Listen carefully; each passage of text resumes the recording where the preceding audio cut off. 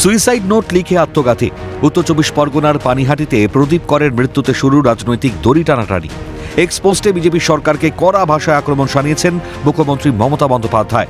পাল্টা এক্স পোস্টে তদন্তের দাবি জানিয়ে বিজেপি নেতা অমিত মালব্য লেখেন, মমতা বন্দ্যোপাধ্যায় মিথ্যা বলছেন এবং রাজনৈতিক লাভের জন্য মানুষের মধ্যে ভয় ছড়িয়ে দিতে ইচ্ছাকৃতভাবে আতঙ্ক ছড়াচ্ছেন। কার্যত একই সুর শোনা গেল বিজেপি নেতা দিলীপ ঘোষের গলায়। মিথ্যে প্রচার বলে দাবি করে মমতা বন্দ্যোপাধ্যায়কে নিশানা।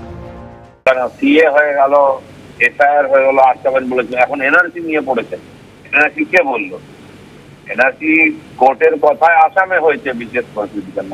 উনি এখনো ভয় দেখাচ্ছেন, এটা হলো না যে এটা হবে, এটা হলো না তো ওটা হবে। তো উনি যে কত মিথ্যাবাদী, কত মিথ্যা প্রচার করেন, প্রতিদিন তার কিছু পাল্টে যায়, নতুন মিথ্যা বলেন, সেটা এগুলো থেকে প্রমাণ হয়। ঘটনা প্রকাশ্যে আসতেই মাঠে নেমে পড়েছে কংগ্রেসও। প্রেস বিজ্ঞপ্তিতে তৃণমূল বিজেপিকে একযোগে নিশানা প্রদেশ কংগ্রেস সভাপতি শুভঙ্কর সরকারের। তিনি লেখেন, রাজ্যে এসআইআর আবহে এনআরসি আতঙ্ক আবার মাথাচাড়া দিয়ে উঠেছে।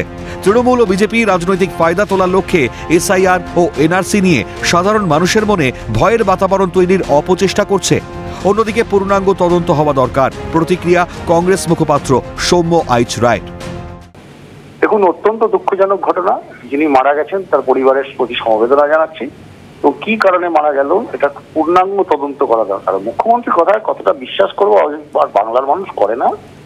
ফলে এটা পূর্ণাঙ্গ তদন্ত করে যদি দোষী হয়, যে দোষীদের শাস্তি পাওয়া উচিত। কিন্তু তার মানে এই নয় যে তদন্ত না করেই মুখ্যমন্ত্রীর কথার উপর ভিত্তি করে একটা মন্তব্যে পৌঁছানো যাবে। প্রদীপ করে সুইসাইড নোটে এনআরসি আতঙ্কের কথা উল্লেখ।